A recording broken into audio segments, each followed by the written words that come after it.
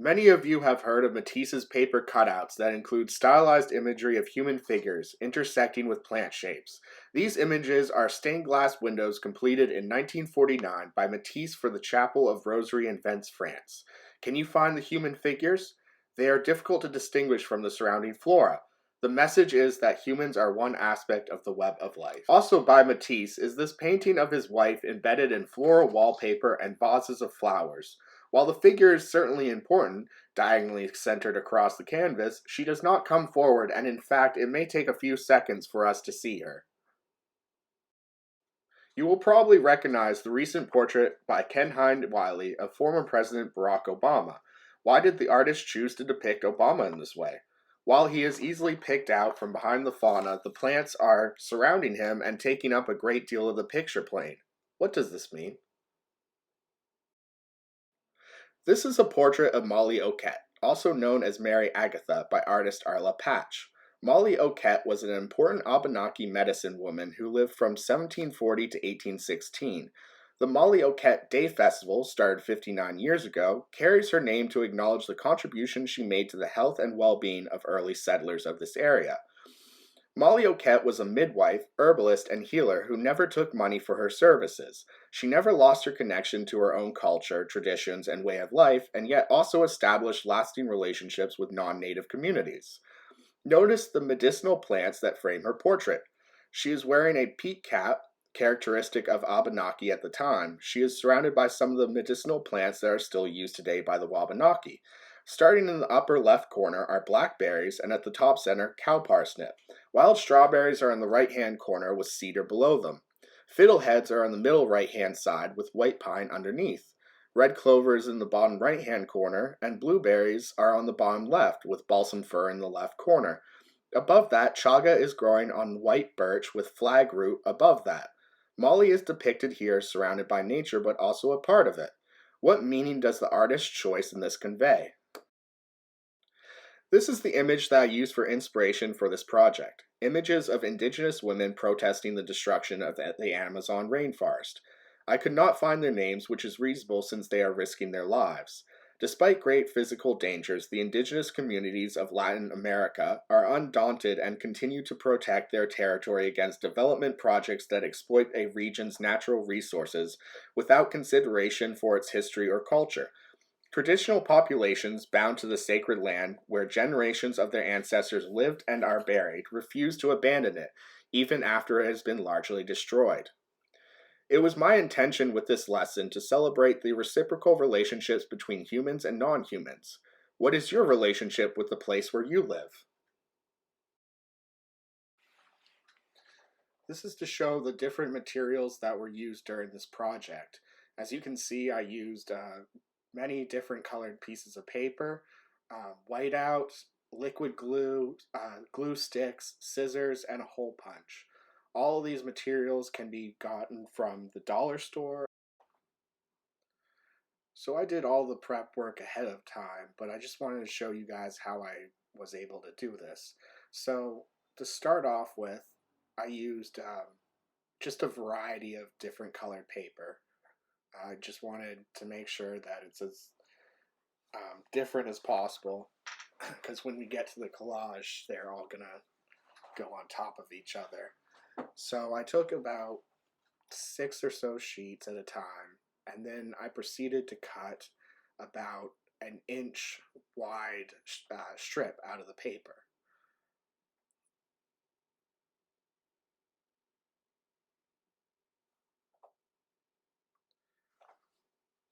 You can make it bigger or smaller if you want, but I found that an inch was pretty good at covering most of the space easily. And then I cut it into different segments. The largest one, obviously, was about that. And then I just went down from there.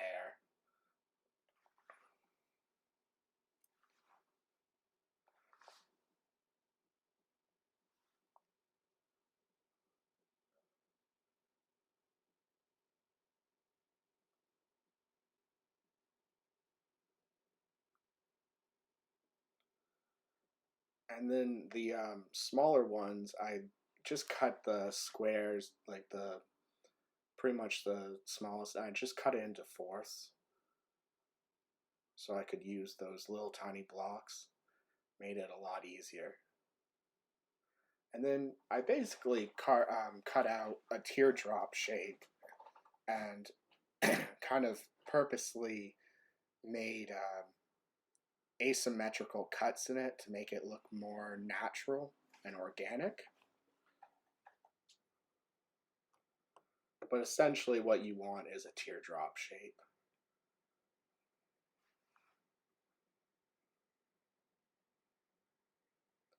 Also, very important, I discovered that saving the scraps was very useful for little details in the collage itself.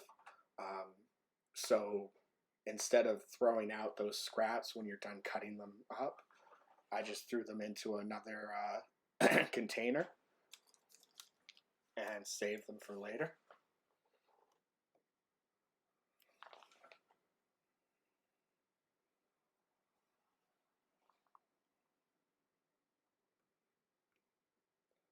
And as you can see, I did the same thing with all the sizes, just cutting out teardrops, saving the scraps, giving it a little odd cuts here and there to make it look different.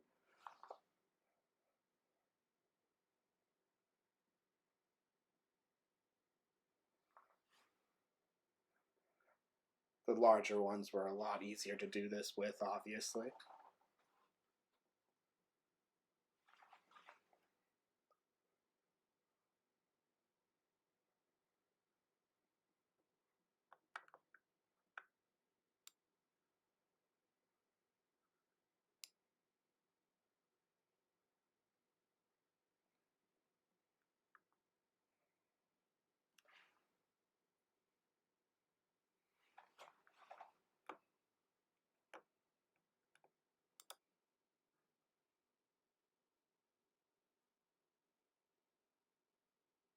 As you can see, I'm just saving all the scraps.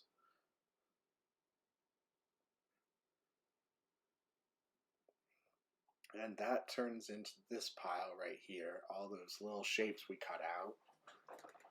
And the scraps are in this one. As you can see, there's certainly a lot of them, but they make great designs for later, as I found out.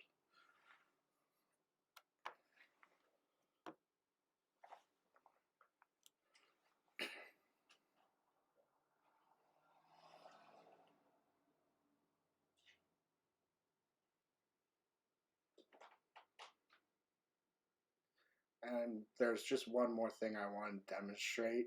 I was using the 3-hole punch to get these circles for the details, and I just went up and down both sides of the paper.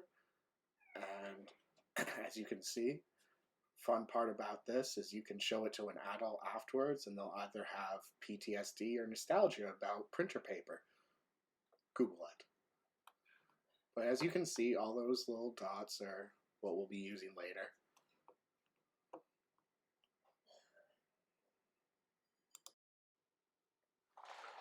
These are all the materials that I'm starting with. I'm starting with the background, obviously, and I found an image of a protest symbol for the Amazon, which is a circle with a hourglass in it.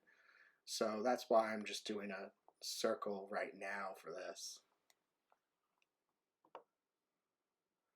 Also, don't be afraid to start with one image. I started with this, and as you guys will see, I will be layering over and over and over. So I learned pretty quickly not to get too married to any one form that I was making at that time.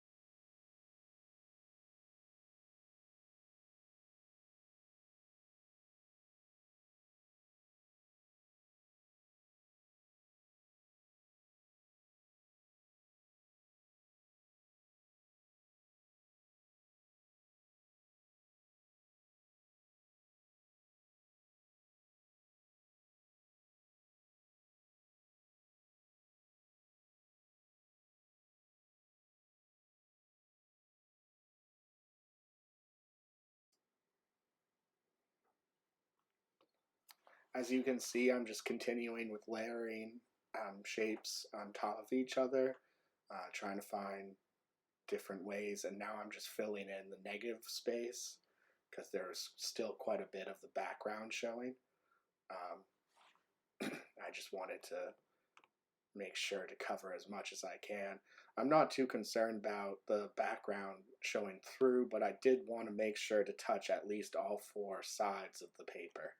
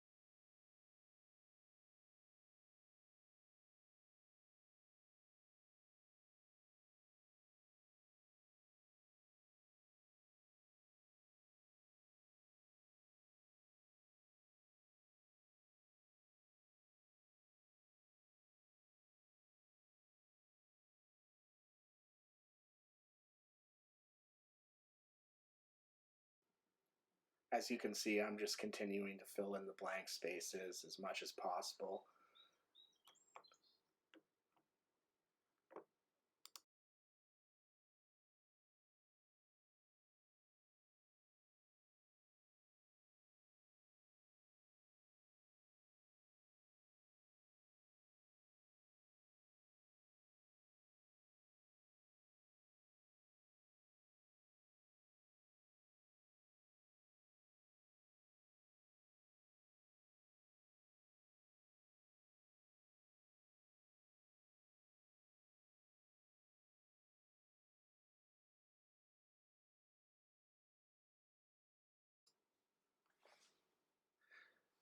Here I'm bringing back that protest symbol that I talked to you earlier about, the hourglass, doing a very abstract version of it, but I just wanted to get it back in there.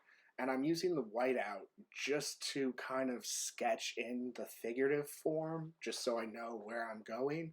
I also did some quick thumbnails, but seeing as I was working from an image, I didn't feel like I felt it was slightly unnecessary to show you the thumbnails, but they are very useful just to plan out what you're doing in this image.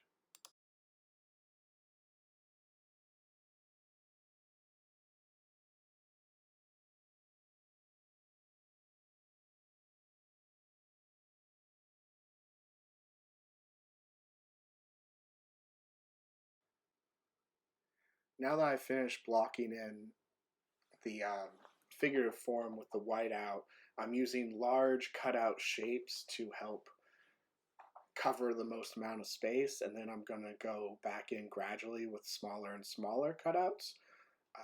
The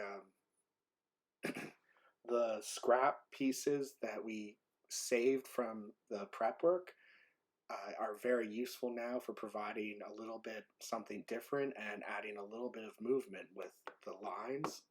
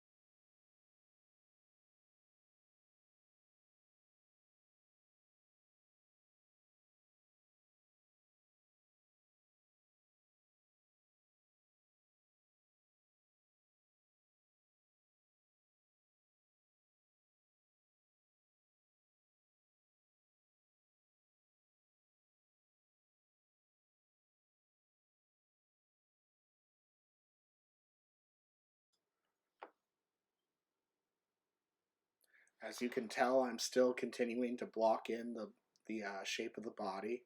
I'm using um, purple for the dark colors, kind of create a little bit of depth to it. Obviously, I'm going to be covering that up with more with more cutouts. I mean,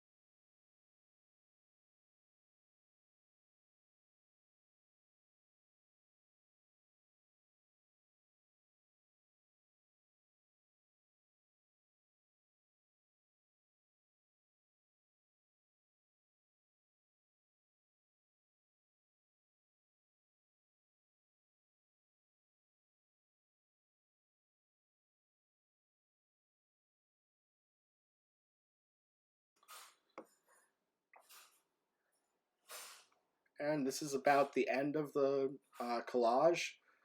The finished project will be on the screen next. Thank you for watching, and I hope your summer is going great.